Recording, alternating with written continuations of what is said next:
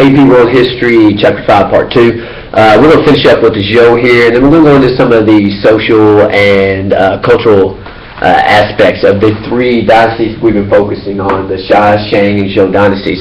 But first, the Zhou followed in after the Shang to take over what they considered a corrupt Shang ruler, 1122 to 256 BCE, so a little over 800 years, so even longer ruled than the Shang.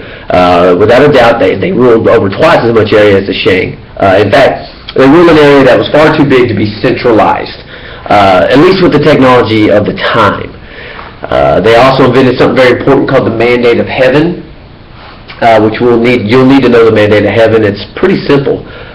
Basically, a king rules by the divine right of the gods. He's ruling because God said this family should rule.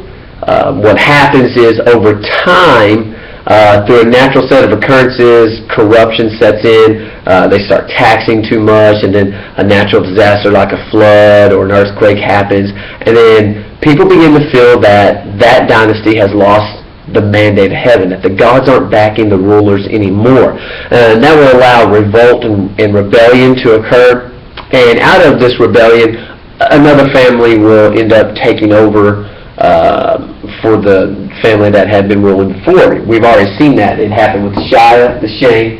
The Zhou recognized this. They actually put it down and call it the Mandate of Heaven. The Mandate of Heaven will continue on for thousands of years, where you see one dynasty family taking over from another dynasty family and saying, hey, well, you lost the Mandate of Heaven. Now I'm justified in overthrowing the government.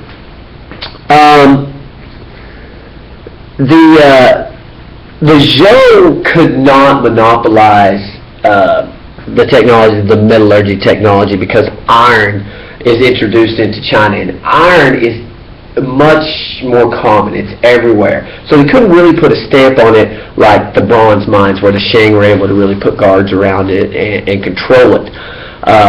But, of course, iron is much more powerful than bronze is, so militarily speaking, the Zhou were more powerful. Okay, let's focus on the social aspects. With the ancient Chinese, everything revolved around their family. They're a little bit different than some of the other civilizations that we've talked about, because they don't really have this founded religion. They're very secular. The closest thing they have to a religion is basically just their ancestral spirits. They look back at grandpa and great-grandpa and great-great-grandpa, their down the line, and they revere these people. And they want to do honor by them by making sure that they do honorable things in their life, and that their children do honorable things and honor their grandparents and so on. Now, socially speaking, bronze, of course, was a sign of status, and the aristocrats, the landowning nobles, they possessed most of the land by far.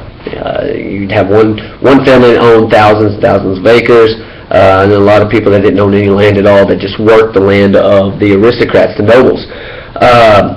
These nobles worked at administrative, meaning that they basically ran the country, ran the government and stuff like that. They worked at that and military tasks for the most part. That was their role in society. And basically we have that over here. We have the royal family and the nobles that are owning the land. Underneath them you have free artisans and craftsmen who have their own little niche. They're potters, they're rug makers, things along those lines. Underneath them are merchants, who are your businessmen, your traders. China, although it is very isolated from other parts of the world because of the Himalaya mountains, because of the Gobi Desert, they are still getting trade out. They're going to trade as far as Mesopotamia. They're going to trade with the Indians. They do get trade. And so the merchants are responsible for that. That brings ideas out, and it brings ideas in. Underneath the merchants, you have the peasants, which the majority of people in most of these early civilizations that we talk about are going to fall into that peasant class, commoners if you want. And underneath the peasants, the only people who had worse lives, of course, were the slaves. Now, slavery in these time periods, in ancient time periods, very different from slavery you're probably familiar with as an American, that kind of generational slavery based on skin color. That wasn't slavery in this time period. These were mostly POWs, prisoners of war. When they took other Asians in battle, well, then they became a slave. That doesn't mean that slave's children would be slaves. So, we'll talk about those differences as we go through this year. Again, extended family was very important because of the reverence for the ancestors. Remember, extended family is aunts and uncles and grandparents, and in some cases great-grandparents. There was no priestly class, you'll notice. As the Egyptians had a huge priestly class, the Mesopotamians had a priestly class, the Indians, Aryans had priestly classes. No priestly class in China because they're very secular, non-religious. The writing was very important to the Chinese. They, just like the others, they started off with pictographs. Whether you call them hieroglyphics in Egypt or what, basically a pictograph, a picture representing a word. They started off like that. The Chinese writing is very complex. And a lot of the writings we don't have anymore. They've disappeared. But some of the writing that is left over that we do have are the oracle bones. They would take these cows, and they would ride on them, and they would throw them into fires, and they'd read the cracks, and this is how they read the future, divine the future, and stuff like that. So a lot of these have been recovered. And there's some interesting stories in your book about how Chinese people in the 1900s, thought of them as dragon bones, thought they were cures for ailments and stuff. And so a lot of them were actually ground up into dust, and we've lost that information. But this allows us a written history of the earlier time periods that we've talked about.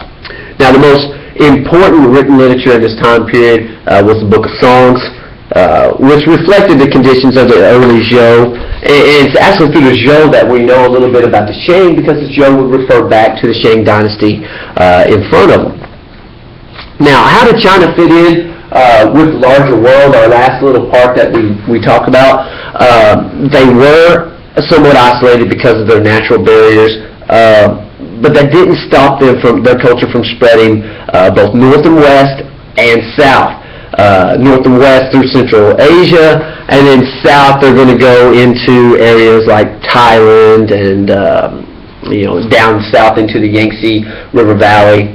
So China itself is going to get much larger, and today China is the 4th largest country in the world, right behind the United States. They are almost exactly the same size as we are, but with, of course, a much bigger population. Okay, let's finish this up.